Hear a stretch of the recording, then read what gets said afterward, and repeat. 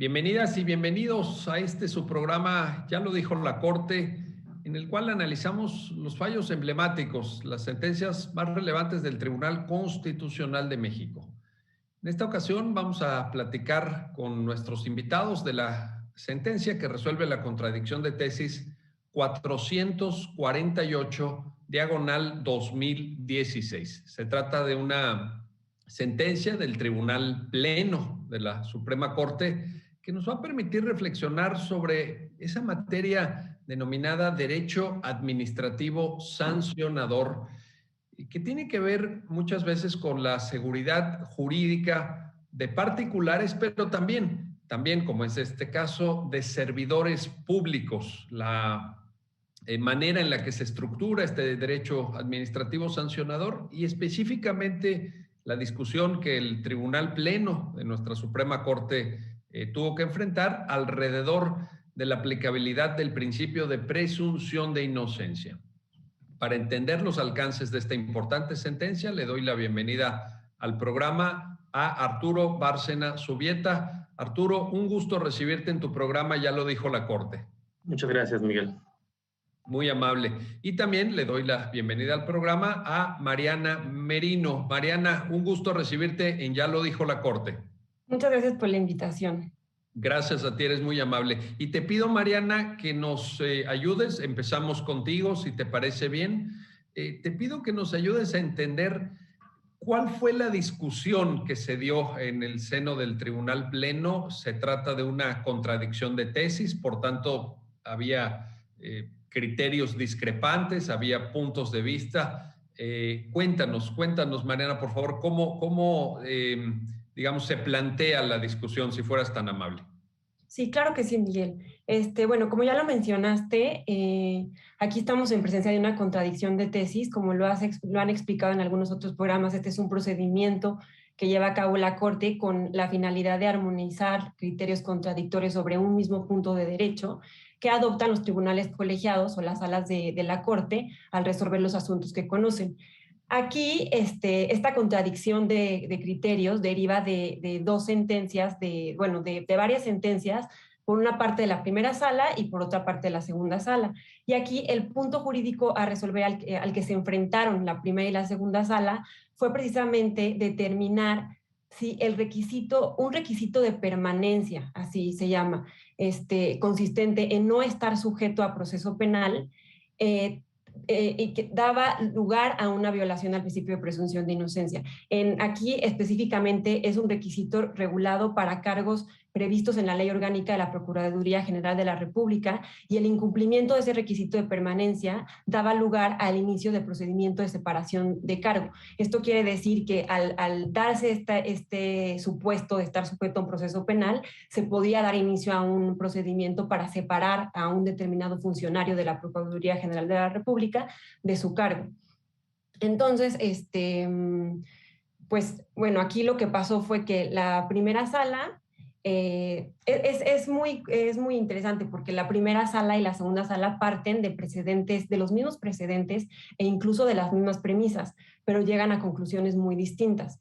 Entonces, la primera sala básicamente lo que hace es retomar uno de los primeros precedentes en los que se habla de esta relación del derecho administrativo sancionador con los principios penales sustantivos, y lo que hace es decir que es posible aplicar los principios penales sustantivos a los procedimientos administrativos sancionadores. Y también dice que, en consecuencia, el principio de presunción de inocencia, que es por excelencia un principio sustantivo penal, se puede aplicar a este tipo de procedimientos. Como un segundo paso, lo que hizo la primera sala fue determinar si el procedimiento de separación de cargo del que estamos hablando tenía las características de un procedimiento administrativo sancionador, para lo cual consideró que no se trataba de un procedimiento de esta naturaleza, porque solamente era un procedimiento tendiente a verificar si se cumplía alguno de los requisitos, y no tanto un procedimiento en el que se impusiera una sanción. Este elemento de la sanción es de lo que hablamos cuando hablamos de un procedimiento administrativo sancionador. Yo creo que más adelantito vamos a profundizar en esto.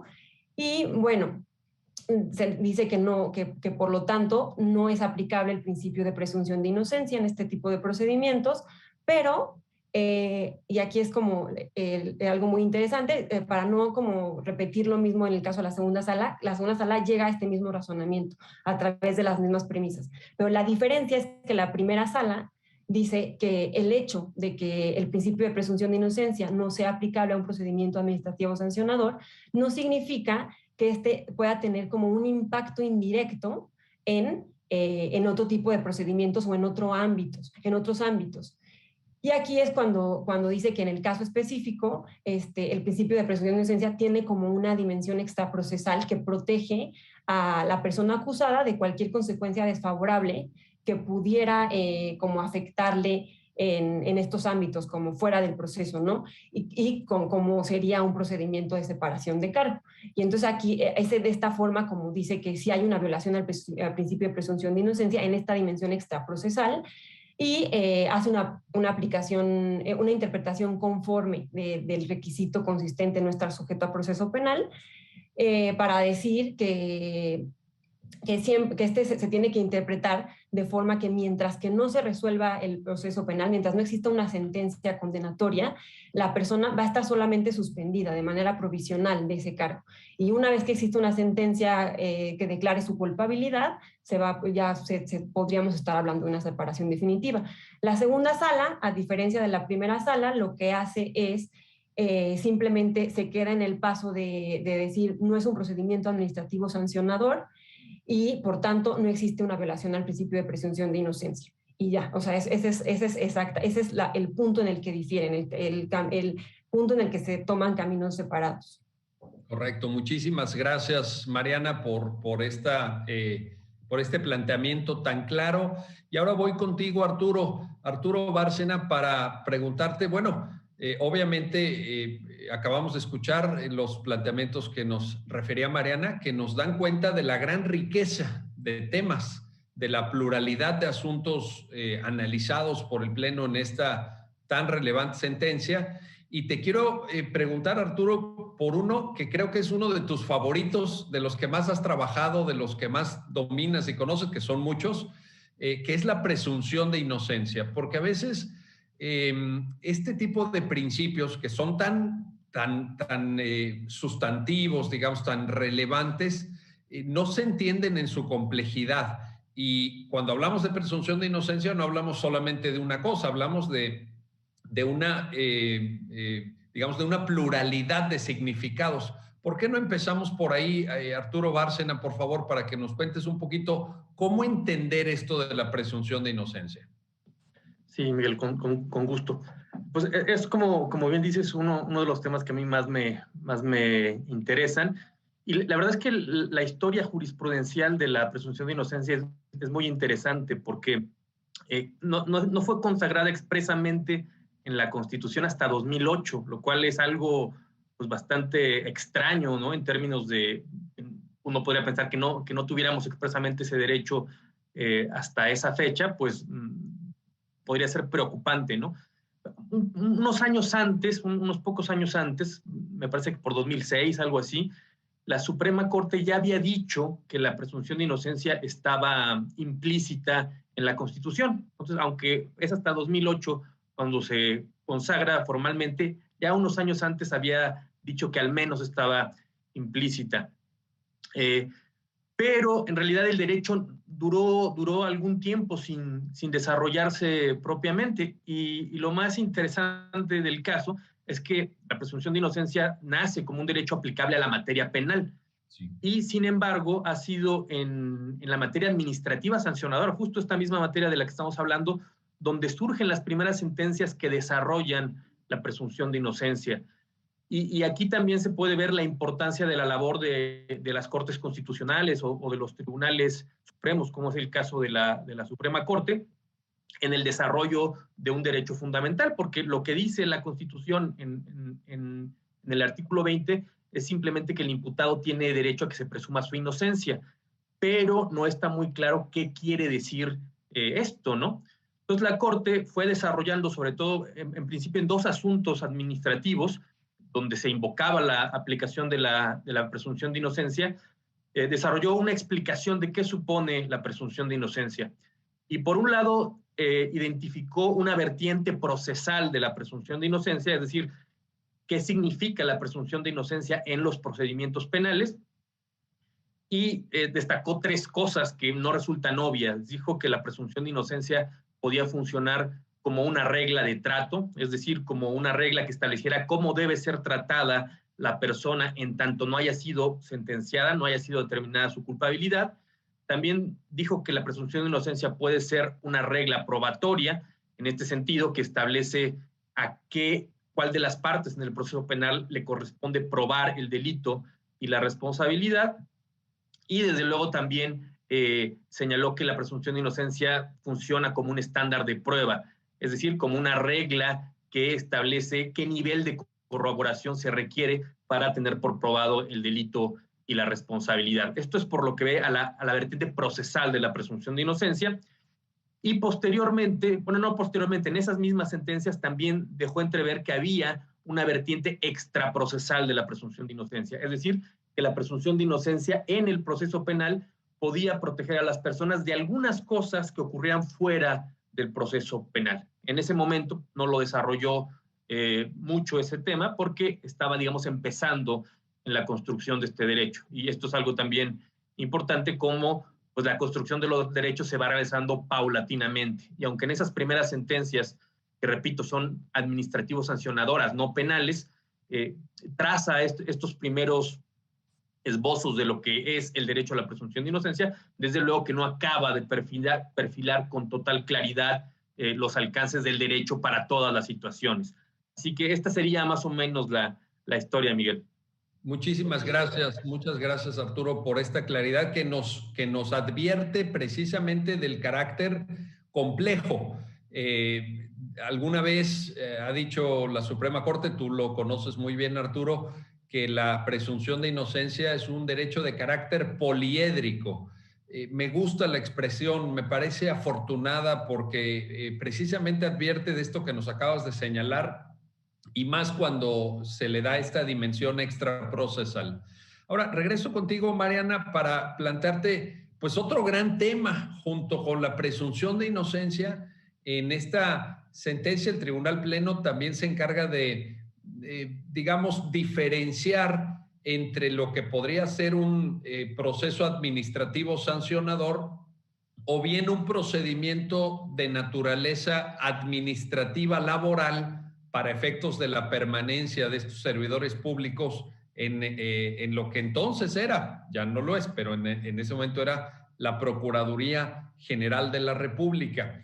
Y en este sentido, Mariana, te quería pedir que nos ayudaras a entender, pues, ¿de qué se trata un proceso administrativo sancionador? ¿Por qué la diferencia? ¿Por qué es importante tomar como base lo que sucede en la aplicación de sanciones administrativas y lo que pudiera ser una dimensión laboral en cuanto al establecimiento de un requisito de permanencia, por ejemplo? Cuéntanos esa parte. Sí, justo la primera parte de la sentencia está enfocada en determinar si el principio de presunción de inocencia es aplicable al procedimiento de separación de cargo. Y para eso es importante como hacer esta distinción de la que nos estabas hablando. Entonces, bueno, yo creo que primero para poder como hacer esta distinción, sería importante dejar claro que el derecho administrativo sancionador es como esta intención, tiene esta intención, ¿no? Es este conjunto de normas que tienen como objetivo garantizar como a la colectividad en general que se lleven a cabo correctamente las funciones de la administración, y para ello necesita el poder de policía para cumplir esos objetivos, ¿no? Y entonces, precisamente, aquí entran los procedimientos administrativos sancionadores, porque es a través de esos procedimientos que se pueden llevar a cabo e imponer las sanciones que derivan de las conductas prohibidas establecidas como infracciones o que se consideren antijurídicas o ilícitas, ¿no? Entonces, como que primero es importante tener claro esto, el procedimiento sancionador tiene esta idea, tiene estos objetivos, Y existe este elemento de que están relacionadas con esta potestad punitiva del Estado, que en palabras más simples es la facultad que tiene el Estado para imponer penas y medidas de seguridad o sanciones ante la comisión de estas conductas infractoras. Ahora, lo que hace la Corte para distinguir este tipo de procedimiento del procedimiento de separación de cargo es identificar que este procedimiento de separación de cargo deriva de un proceso de verificación de cumplimiento de ciertos requisitos. Entonces, en esta ley de la Ley Orgánica de la Procuraduría General y en muchas otras leyes administrativas, están contemplados requisitos de ingreso a un cargo y requisitos de permanencia. Entonces, uno de estos requisitos, en este caso, era precisamente el requisito de no estar sujeto a proceso penal, pero como hay muchos otros.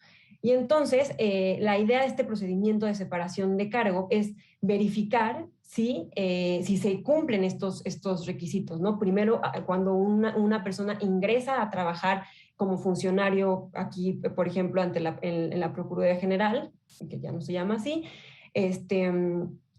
y posteriormente a través de revisiones periódicas o evaluaciones periódicas si se cumplen los requisitos de permanencia.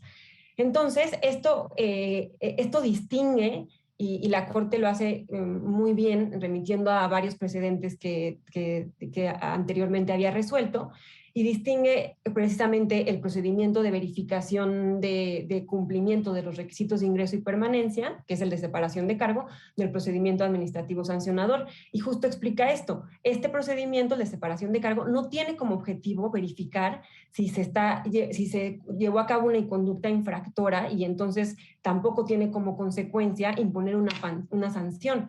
Lo que tiene el objetivo de este procedimiento de separación es verificar si se siguen cumpliendo los requisitos de ingreso y permanencia, lo que significa que es verificar si la persona sigue siendo apta para desarrollar las funciones para las que fue designada.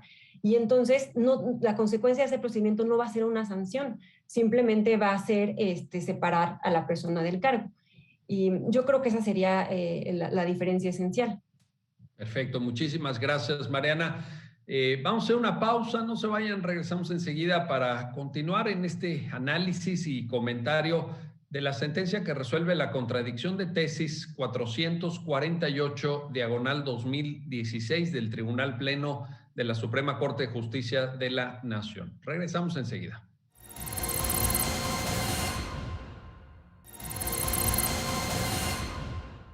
Ya estamos de vuelta. Ya estamos de regreso en su programa, ya lo dijo la Corte, para continuar en la conversación con nuestros invitados alrededor de esta contradicción de tesis 448/2016. Y quiero regresar ahora contigo, Arturo Bárcena, para plantearte el contexto en el que se da la discusión. Cuando la Corte acepta, aunque sea con matices, que los principios del derecho penal se pueden extrapolar, se pueden traer al derecho administrativo sancionador, lo que está haciendo es dar una visión garantista, una visión de mayor exigencia también para este tipo de procedimientos que pueden proyectarse hacia el exterior de la administración pública, hacia los particulares, pues, en esta aplicación que refería Mariana del derecho de policía, que es una aplicación de medidas precisamente de carácter administrativo, pero también hacia el interior de la propia administración pública, también dando seguridad jurídica a los servidores públicos. ¿Por qué la importancia, Arturo Bárcena, de contar con un proceso administrativo sancionador o con un derecho administrativo sancionador, en términos más amplios, con estas garantías, con estos derechos, con esta fortaleza en términos de legalidad, de seguridad jurídica, etcétera? Sí, bueno, creo que es muy importante por varias razones. Primero, como ya lo explicaba Mariana, Miguel, pues creo que hay que tener en cuenta que pues, puede haber procedimientos administrativos donde participen las personas, los particulares o los servidores públicos, y muchos de esos procedimientos administrativos, pues evidentemente no buscan imponer una sanción, pueden tener otros objetivos, ¿no? Por ejemplo, ¿no? En materia fiscal hay procedimientos administrativos que tienen la finalidad de cuantificar las contribuciones que uno le debe al fisco, por ejemplo, pero eso no es una sanción. Sin embargo, hay otros procedimientos que sí buscan utilizar en un sentido amplio el jus puniendi del Estado, la posibilidad de que el Estado imponga sanciones por conductas que estima contrarias a lo que establece el propio ordenamiento y, por tanto, pueda imponer una sanción, ¿no? Evidentemente, en materia administrativa, las sanciones no suelen ser tan intensas como en materia penal, donde, por ejemplo, puede privarse de la libertad a una persona, pero no deja de ser importante porque en el derecho administrativo también se pueden hacer reproches a la conducta de las personas y se pueden poner medidas que tienen consecuencias importantes. No pensemos en el derecho administrativo sancionador, ya no en amplio sentido, sino específicamente el que va dirigido a funcionarios públicos. Bueno, se les puede suspender, se les puede inhabilitar, se les puede poner una multa y pues no dejan de ser consecuencias importantes para la persona. Además de que en esas consecuencias jurídicas, en el fondo lo que hay es un reproche donde el Estado lo que señala, o las autoridades encargadas de fiscalizar ese tema, lo que señalan es que la persona actuó incorrectamente, ¿no? Porque violó alguna norma jurídica, algún deber jurídico. Entonces, en este contexto, es cuando se ha empezado a plantear, y realmente no tampoco desde hace mucho, si a los procedimientos administrativos, no ya cualquiera, sino específicamente a los sancionadores, donde, como decía, va de por medio el jus puniendi del Estado también, si en esos procedimientos se deben aplicar las garantías penales que se aplican precisamente en la materia penal. Y repito, no hasta hace mucho que se empezó a discutir este tema. La sentencia que parece que en el caso de la Suprema Corte viene como a zanjar la situación es una sentencia de 2006, es la acción de inconstitucionalidad 4-2006, donde se dijo ahí apenas con toda claridad que al derecho administrativo sancionador le eran aplicables las garantías del proceso penal. Pero hizo un matiz muy importante para todos los efectos, que es que desde luego que no se aplican de manera automática, sino que se aplican en la medida en la que resulten compatibles con la naturaleza del procedimiento. Posteriormente, la Corte le iba a dar un giro a ese matiz, e iba a señalar más que si son compatibles con la naturaleza, que los derechos o las garantías penales tienen que modularse para poderse aplicar a la materia administrativa. Porque aunque se trate del jus puniendi, repito, hay importantes diferencias en el administrativo sancionador y en el penal. Entonces, la forma en la que se apliquen esos derechos no puede ser la misma. Y aquí otra vez entra la importancia de los tribunales en establecer el contenido del derecho, pero luego matizarlo para poder aplicarlo a la materia administrativa sancionadora, que tiene pues estas especificidades, ¿no? Que la distinguen de la materia penal. Claro, así es.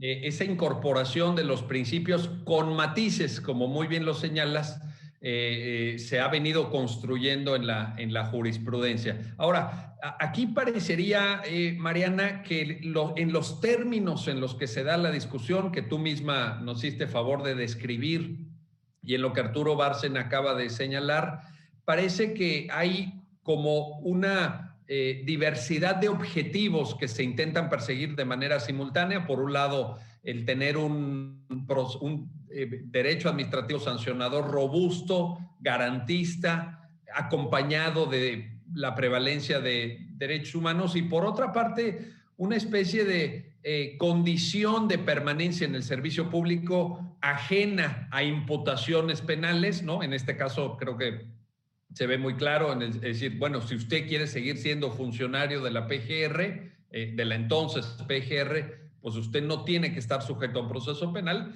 pero parecería que hay ahí, Mariana, una especie de tensión, una especie de digamos, quiero todo y lo quiero a la vez, pero no estoy seguro que lo pueda lograr. ¿Qué sucede? Cuéntanos cómo ¿Se trata de lograr un equilibrio quizá? Ahí me gusta mucho el concepto que cita Arturo, en el sentido de convocarnos. Creo que nos está invitando Arturo Bárcena a pensar, Mariana, en el papel de los tribunales, en cómo los tribunales pueden, digamos, mediar o incidir en este tipo de debates. ¿Tú cómo lo ves? ¿Cómo lo concibes? Sí, claro que sí, Miguel.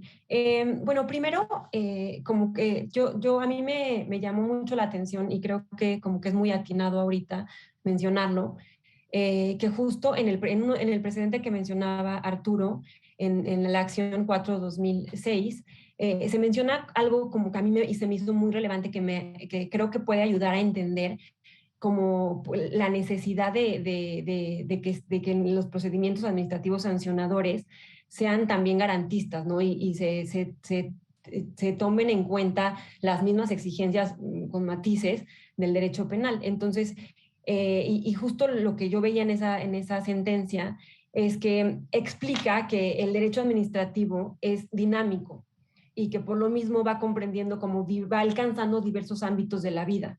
Entonces, esto genera que haya más regulación y por lo tanto que haya más infracciones, ¿no? Entonces, esto se puede tornar en algún momento en un poco arbitrario y puede generar que el Estado intervenga más en la vida privada de las personas, ¿no? Regulando a través de infracciones, etcétera. Entonces, como que a mí me gustó mucho esta idea porque es la que creo que ayuda a comprender, porque es la necesidad de que estos principios, de que las garantías previstas en la Constitución sean aplicables también a los procedimientos administrativos sancionadores.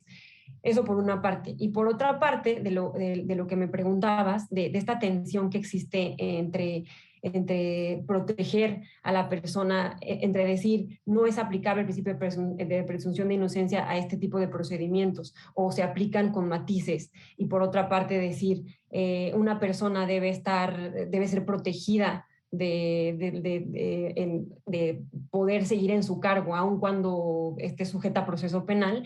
Esta tensión, claro que se resuelve con el labor de los tribunales, y yo creo que aquí los tribunales tienen que ser muy creativos, como en este caso me parece que fue la Corte, y bueno, muestra de ello es que justo dibujó o desarrolló y profundizó en esta diferencia de la que nos hablaba Arturo, de que hay dos vertientes, ¿no? Una vertiente meramente procesal, que se limita al proceso penal, pero una vertiente también que va más allá del proceso y que protege a la persona más allá del proceso. Y a partir de ella decir, ok, puede ser que no te aplique el principio de presunción de inocencia y que no lo puedas invocar en un procedimiento administrativo sancionador, porque es un procedimiento de una naturaleza diferente, pero la protección del principio de presunción de inocencia en materia penal va a abarcar a otros ámbitos como este. Y justo es esta dimensión extraprocesal o este efecto de irradiación del que habla la sentencia. Y bueno, y otra cosa de esto, o sea, bueno, esta tensión en el caso se resuelve con una interpretación conforme.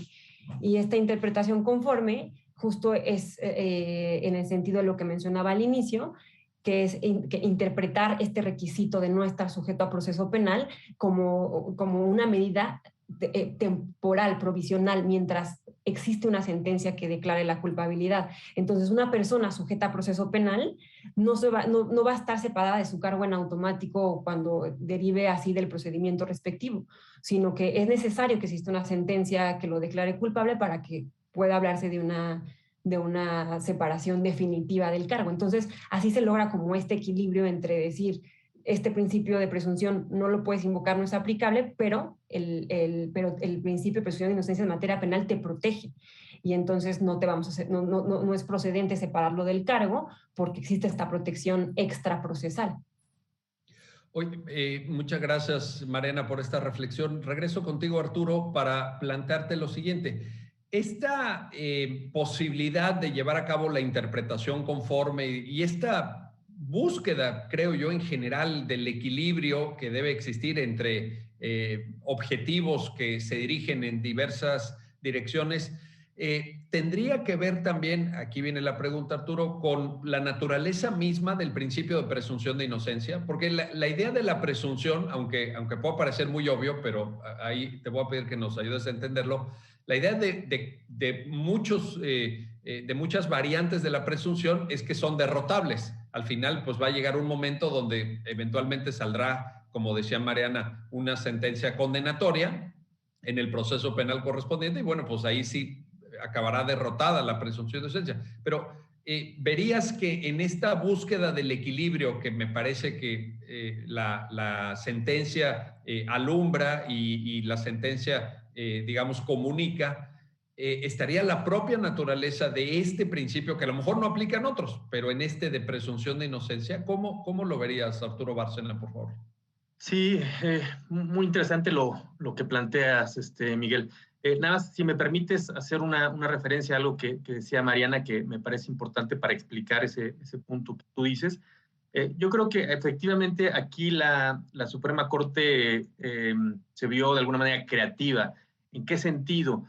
Creo que este tema, este asunto, tal cual estuvieron los hechos, se podía resolver de una manera rutinaria.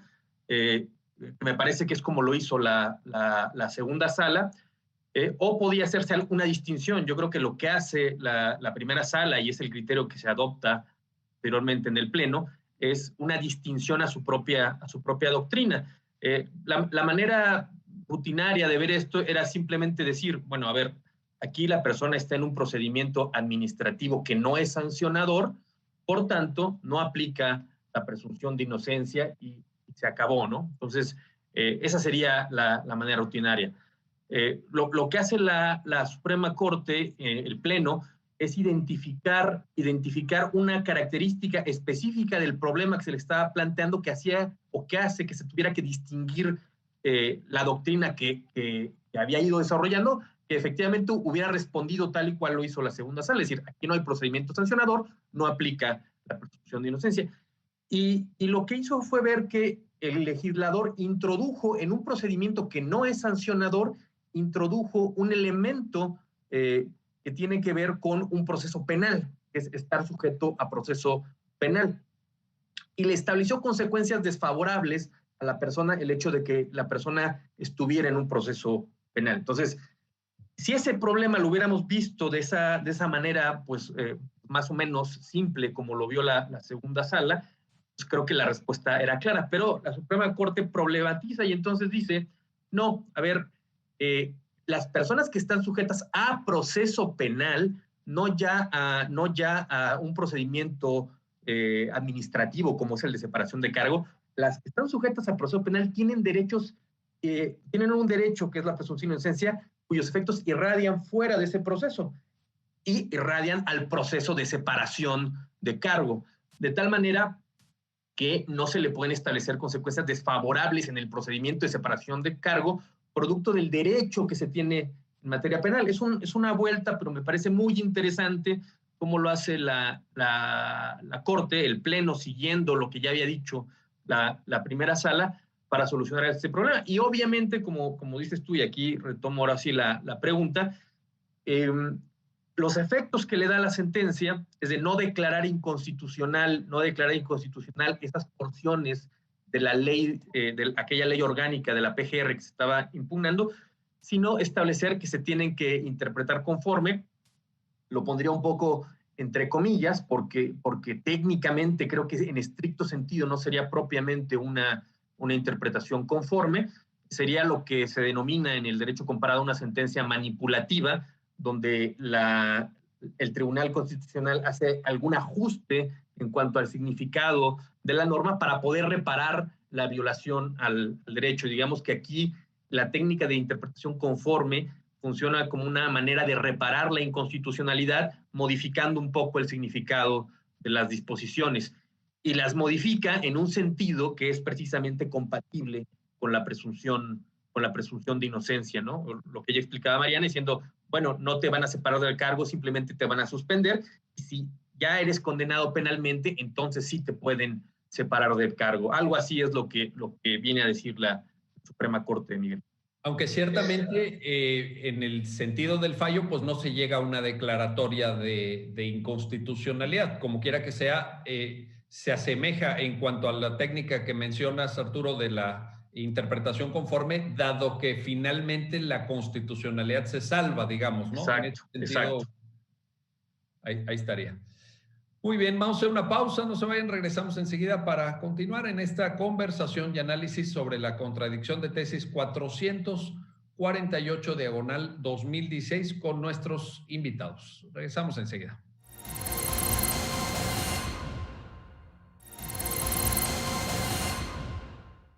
Ya estamos de vuelta, ya estamos de regreso para continuar en este análisis y comentarios sobre la contradicción de tesis 448 diagonal 2016. Y quiero regresar contigo, Mariana Merino, para plantearte lo siguiente. Me parece que una de las de los objetos de análisis de esta importante sentencia del Tribunal Pleno de la Suprema Corte de Justicia de la Nación tiene que ver con lo que se denomina la dimensión extraprocesal de la presunción de inocencia, que ha tenido, al igual que el propio principio, diversas vertientes. Este concepto que repito, a mí me entusiasma, me gusta mucho la presunción de inocencia como un derecho poliédrico, me parece una expresión muy afortunada, pero en este sentido, Mariana, te quiero preguntar, ¿cómo entender esta parte extraprocesal? Porque evidentemente en los precedentes de la Corte se proyecta en diversas direcciones y creo que en un mundo como el mundo que nos tocó vivir, en un mundo de redes sociales, de comunicación instantánea, en un mundo, pues con el mundo de la posverdad, dice, ¿no? El mundo de las fake news, quizá esta dimensión extraprocesal sea especialmente relevante. Cuéntanos, Mariana, por favor. Sí, claro. Pues como decíamos, esta dimensión extraprocesal del principio de presunción de inocencia, en este caso, protegió a estas personas que estaban sujetas a los procedimientos de separación de cargo, justamente en el sentido que decíamos, ¿no? Aunque el principio de presunción no era aplicable a ese procedimiento, esta dimensión extraprocesal del principio de presunción de inocencia los protegía de cualquier acto ocurrido fuera del proceso penal que reflejara la opinión de que fueran culpables cuando aún no existía una sentencia que declarara la culpabilidad. Entonces, como que aquí este es un ejemplo muy claro, ¿no? Como en un procedimiento que no es el penal, está siendo protegida una persona a través de estos efectos extraprocesales o de irradiación, como habla la sentencia, del principio de presunción de inocencia. Ahora, lo que justo mencionabas en relación con las redes sociales, con los medios, es también otro ámbito que no es el proceso penal, pero que también el principio de presunción de inocencia debe permear hasta y debe alcanzar hasta esos ámbitos, ¿no? Y por ejemplo, aquí como que me viene un poquito a la cabeza como a veces se muestran a las personas como culpables ante los medios cuando aún ni siquiera hay una sentencia que los protege, que los declare culpables, ¿no? Entonces, creo que este principio de presunción de inocencia debe entenderse que tiene estos alcances de proteger ese tipo de actos estatales que pueden como dar la impresión o generar la opinión en los medios y en la opinión pública de que una persona es culpable cuando aún no existe sentencia. Entonces, creo que esto, así como es claro en el procedimiento de separación de cargo, chance no es tan claro en el tema de los medios, pero creo que a través del desarrollo jurisprudencial que nos presenta la Corte en este asunto, podemos decir que alcanza hasta ese ámbito. Y gracias, Mariana. Y yo creo que esto, Arturo, te pregunto ahora, Arturo Bárcena, me parece especialmente relevante en tratándose precisamente de servidores públicos, porque esta dimensión extraprocesal, mediática, de redes sociales, de fake news, etcétera, alcanza con una intensidad durísima a servidores públicos que a lo mejor están empezando a enfrentar un proceso penal, pero que se acompaña de la presunción de inocencia y sin embargo en términos de opinión pública esto es un linchamiento, ¿no? Ya hay un sesgo, una visión del servidor público sujeto a proceso penal, eventualmente separado del cargo, a nivel social como si ya fuera culpable. Hay tribunales paralelos, una justicia entre comillas mediática. Me parece que esta dimensión extraprocesal a la que se refería Mariana en este tema de servidores públicos es electoral en el mundo de la actualidad. ¿Tú cómo lo ves, Arturo Bárcena? Me parece muy interesante el planteamiento, Miguel. Como tú bien sabes, en materia penal, yo creo que el principio se ha tenido un impacto en su vertiente extraprocesal de cambiar ciertas prácticas. Ahora vemos con mucha o menos frecuencia, yo diría que le hemos dejado de ver, prácticamente estas exhibiciones de personas que han sido detenidas, donde se les sacaba en los medios de comunicación, pues con los objetos del delito, con armas, etcétera. Y creo que eso tiene que ver con el asentamiento del principio, no solo ante autoridades que directamente intervienen en el sistema penal, sino también en los medios de comunicación, que ahí es a donde quería llegar la vertiente extraprocesal de la presunción de inocencia. Pero tú tocas un tema que me parece que no está explorado, que es realmente interesante. Si debiera pasar lo mismo en relación con el tratamiento que le damos, por ejemplo, a personas que están siendo objeto de un procedimiento sancionador, servidores públicos que están siendo objeto de procedimientos sancionadores, ya sea que estén ventilándose los procesos o que estén instruyéndose, o incluso que haya tenido ya una primera resolución, ¿no? Porque efectivamente hemos visto recientemente este tipo de situaciones donde pues ya se da por sentado que el funcionario público cometió el delito por el hecho de que esté siendo objeto de una investigación o se le esté instruyendo un procedimiento sancionador, o incluso cuando ya hay una resolución de la autoridad administrativa, pero no es una resolución firme que puede ser recurrida. Yo creo que es un problema muy interesante para pensar, digamos, en cuáles son los alcances de la presunción de inocencia, porque ahí desde luego también está enfrente la libertad de expresión, ¿no? Y a diferencia de la materia penal, donde pues creo que la afectación, por ejemplo, en el honor de las personas es más intensa, pues uno pudiera pensar que aquí la intensidad de decir que un funcionario está sujeto a un proceso sancionador, pues no lo es tanto.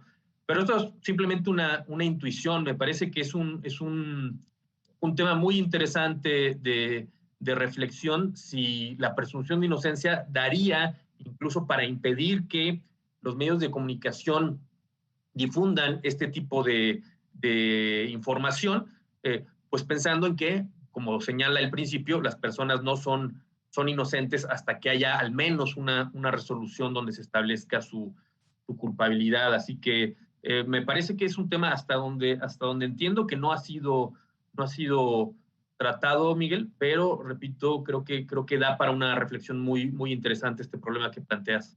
Oye, y en todo caso, Arturo, que los medios contribuyan también a la pedagogía pública, a la pedagogía del debate, que tiene que ser plural, abierto, robusto, desinhibido. Estoy recuperando las famosas expresiones de el Justice Brennan en New York Times versus Sullivan, pero advirtiendo a los destinatarios de los propios medios que se trata, como tú muy bien lo señalas, de un procedimiento, de un proceso en su caso, que está en curso.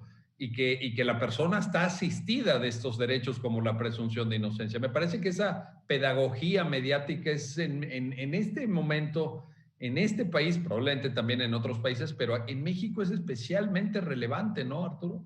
No, y creo que además pones el acento en otra cosa muy importante también, que tiene que ver con la importancia de que los medios de comunicación también estén, pues, no digo actualizados, pero en conocimiento de los criterios, especialmente los de la Suprema Corte sobre derechos fundamentales, porque obviamente es cierto que difundir información y dar opiniones es parte del derecho a la libertad de expresión, pero esos derechos continuamente entran en conflicto con otros derechos y ellos también tienen que ser conscientes de estos otros límites de la libertad de expresión, que son los derechos de otras personas. Así que creo que si esta cultura se tradujera en un mayor cuidado del lenguaje con el que los medios presentan esas noticias, yo creo que sería también una muy buena práctica, y avanzaríamos bastante. Creo que ya se ha visto cómo este derecho en particular ha tenido efectos en los medios de comunicación y sus prácticas periodísticas,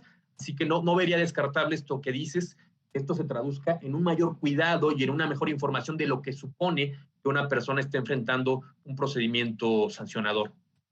Pues ahí está la invitación a tener este cuidado, a expresarse con libertad, pero si se puede contribuir al logro de una opinión pública más informada, más robusta, más respetuosa de los derechos, pues tanto mejor. Yo creo que es ganar y se puede también dentro de estas tensiones, que ciertamente las hay, como muy bien lo señalas, Arturo. Ahora, regreso contigo, Mariana Merino, para plantearte lo siguiente. Cuando uno lee esta sentencia, al final me parece que queda la impresión de que la Corte está enviando un mensaje, lo voy a calificar así, dworkiniano en el sentido de decir, vamos a tomar los derechos en serio. No, esto no es una broma, no es cualquier cosa, que se separe una persona de su trabajo, de su cargo, en este caso en la PGR, pues no es una cosa menor. Entonces, la lectura de la sentencia podría ser en clave garantista, en clave de decir, vamos a ir respetando los derechos y vamos a ir con mucho cuidado. ¿Compartes esta lectura, Mariana? ¿Podría ser entendida la sentencia en este sentido? Sí, completamente, Miguel. A mí justo me parece que esta sentencia es un excelente ejemplo de no restringir como los alcances de un derecho, ¿no? Y por el contrario, de tratar de ampliar el entendimiento que puede tener un derecho y tratarlo de entenderlo en un sentido amplio para poder proteger justo los derechos de las personas. Es como, o sea, a mí me parece una genialidad porque por una parte lo que hace es no perder la técnica jurídica de decir, a ver, aquí es un procedimiento cuyas características no son las que debe tener un procedimiento administrativo sancionador. Entonces, en sentido estricto, yo no podría aplicarle el principio de presunción de inocencia a este procedimiento. Una persona no lo puede invocar directamente, pero por otra parte, ese principio tiene alcances que son suficientes como para proteger a la persona. Y entonces, justamente lo que platicamos un poquito antes, que es, o sea, no nos quedamos simplemente en decir, no es aplicable, punto, y dar una negativa, ¿no? Un no rotundo. Que creo que luego como que uno se puede sentir tentado a como sobreponer la técnica al fin más importante que de los tribunales constitucionales, que es la protección de los derechos, ¿no? Entonces creo que esta sentencia cumple con ese objetivo porque sin perder esa técnica jurídica y esa técnica de interpretación, logra la protección de los derechos de las personas, estas personas sujetas a los procedimientos de separación de cargo y a través de esta dimensión extraprocesal o estos efectos de irradiación del principio de presunción de inocencia. Sí, sin duda. Muy bien logrado ese equilibrio que identificas con tanta claridad, Mariana, entre técnica jurídica, pero respeto a valores sustantivos, a objetivos importantes en el Estado constitucional de derecho, precisamente. Ahora, regreso contigo, Arturo, para plantarte lo siguiente. ¿Qué nos dice este tipo de debates que llegan al Tribunal Pleno de la Suprema Corte del legislador? Porque sí, hablamos de la administración pública, hablamos de los medios, pero todo se origina por una determinación legislativa que a veces, lo digo a título personal, evidentemente, me da la impresión que es un poco ligera. Donde se incluyen requisitos para incorporarse al servicio público o para permanecer en el servicio público que son poco meditados, que son poco estudiados, poco analizados. Por ejemplo, también existen muchos requisitos de no haber sido condenado en un proceso, como si no existiera el derecho a la reinserción en la sociedad una vez que se termina de cumplir una condena. Requisitos, en fin, de toda naturaleza que incluso se van como reproduciendo casi copy-paste, ¿no? Como copiar y pegar, y el legislador no medita en ello, no piensa si está bien, si está mal. ¿Qué nos dice esta sentencia del propio legislador, Arturo? Muy interesante lo que planteas también, Miguel. A ver, yo creo que sí nos dice algo en el sentido de que pues, al final de cuentas lo que está haciendo el el legislador, en opinión de la propia Suprema Corte, es establecer un requisito que está en tensión con la presunción de inocencia, pero la pregunta, creo yo, más de fondo es ¿por qué el legislador hace eso? Yo creo que, bueno, no hay que perder de vista que tenemos poco tiempo de tener una justicia constitucional robusta en México, a pesar de que las reformas que hicieron de la Corte un tribunal muy cercano, un tribunal constitucional, datan de 1995. Lo cierto es que en materia de derechos humanos, pues el desarrollo no tiene esa cantidad de años. Yo diría que esto empezó a gestarse una jurisprudencia muy robusta en materia de derechos humanos, no sé, a partir de 2010, 2011, con la reforma de derechos humanos. Entonces, creo que aquí lo interesante es que todavía falta este diálogo entre legislador y Tribunal Constitucional, en este caso la Corte, que ocurre en muchos países democráticos, donde los legisladores están informados de cuál es la doctrina de los tribunales constitucionales, intentan obviamente hacer leyes que no vulneren esos derechos.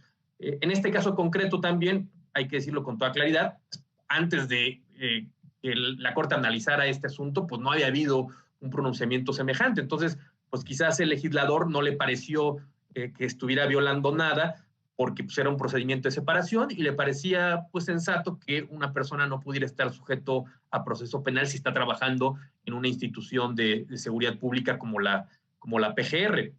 Pero bueno, ahí subrepticiamente, lentamente, había venido un desarrollo del derecho a la presunción de inocencia, que quizás no era tan conocido y no se había expandido como se hace en esta sentencia, específicamente en esta materia extraprocesal, en esta vertiente extraprocesal, y yo creo que eso es lo que origina que se plasmen normas que tengan estos visos o estas tensiones con derechos fundamentales. Hasta cierto punto me parece normal, teniendo en cuenta el poco tiempo que tenemos de desarrollo de muchos derechos y todavía la falta de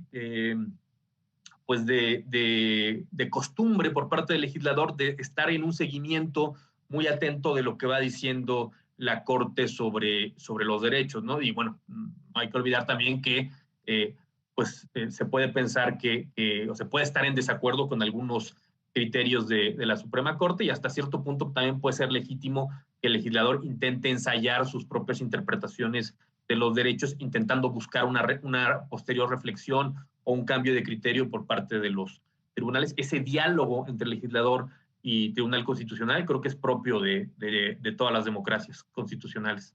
Me parece que elegiste el mejor término posible, Arturo, el diálogo, y yo agregaría la retroalimentación para este seguimiento de criterios y para estar pendientes y no necesariamente caer en una inercia legislativa que nos lleve a que los requisitos como este que comentamos se vayan reproduciendo a lo largo del tiempo de manera un tanto acrítica, de manera, bueno, pues es que esto ya estaba, pues lo tomo y lo vuelvo a poner, y sí, pero mire, es que ahora resulta que la Corte lo interpretó de esta manera, ¿verdad? Entonces, diálogo, retroalimentación, atención recíproca entre poderes, me parece que es propio de una democracia constitucional, como muy bien lo señalas. Mariana Merino, Arturo Bárcena Zubieta, gracias. Gracias a los dos por ayudarnos a entender esta sentencia tan relevante y gracias a usted que hace posible su programa, ya lo dijo la Corte, en el cual se analizan los fallos emblemáticos, las sentencias más relevantes del Tribunal Constitucional de México. Hasta pronto.